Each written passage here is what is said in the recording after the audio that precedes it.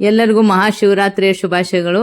ಇವತ್ತು ನಾನು ಶೇಂಗಾ ಉಂಡೆ ಮಾಡೋದನ್ನು ಹೇಳ್ಕೊಡಾಕ್ತಾನೆ. ಶೇಂಗಾ ಉಂಡೆ ಭಾಳ ಬೆಸ್ಟ್ ಆಗಿರ್ತೈತಿ. ಶಿವರಾತ್ರಿಗೂ ಎಡೆ ಮಾಡೋದಕ್ಕಾಗಲಿ ಪ್ರಸಾದಕ್ಕೆ ಮತ್ತು ತಿನ್ನೋದಕ್ಕಾಗಲಿ ಇವನ್ನ ಮಾಡ್ಕೊತಿದ್ದಾರೋ.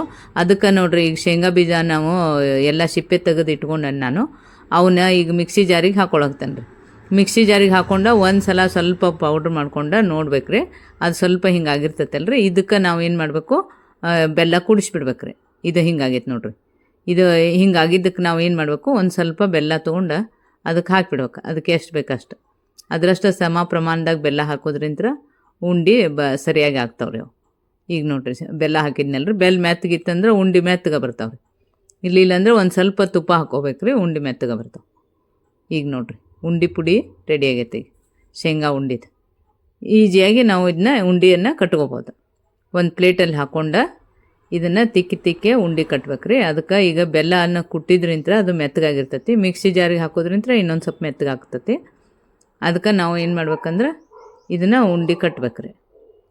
ಭಾಳ ಈಸಿಯಾಗಿ ಬರ್ತಾವೆ. ಅಗದಿ ಸುಲಭವಾಗಿ ನಾವು ಉಂಡೆಯನ್ನು ಮಾಡಿ ಕಟ್ಕೋಬೋದು. ನೋಡಿರಿ, ಈಗ ಮೆತ್ತಗಾಗೈತಿದು ಭಾಳ.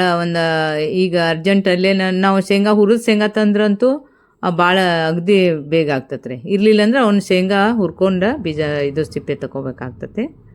ಈಗ ಹುರಿದಿದ್ದು ಅದಾವಲ್ರಿ, ಇವು ಸಿಪ್ಪೆ ತೆಗೆದು ಬೆಲ್ಲ ಅಷ್ಟು ಕುಡಿಸಿ ನೋಡಿರಿ, ಈಗ ಶೇಂಗಾ ಉಂಡೆ ರೆಡಿ ಆಗಿಬಿಟ್ಟವ್ರಿ. ಎಷ್ಟು ಸರಳ ಐತಿ. ಒಂದು 10 ನಿಮಿಷನಾಗ ನಾವು ಮಾಡ್ಬೇಕಂದ್ರೆ ಶೇಂಗಾ ಉಂಡೆ ರೆಡಿ ಮಾಡ್ಬೋದು. ಈಗ ಪ್ರಸಾದಕ್ಕೆ ಅಂಥೇಳಿ ರೆಡಿ ಮಾಡೈತೆ ನೋಡಿರಿ. ಈಗ ನೋಡಿರಿ, ಇಷ್ಟೆಲ್ಲ ನಮ್ಮ ಸೂಪರ್ ಭೋಜನ ಚಾನಲ್ ಸಬ್ಸ್ಕ್ರೈಬ್ ಮಾಡಿರಿ.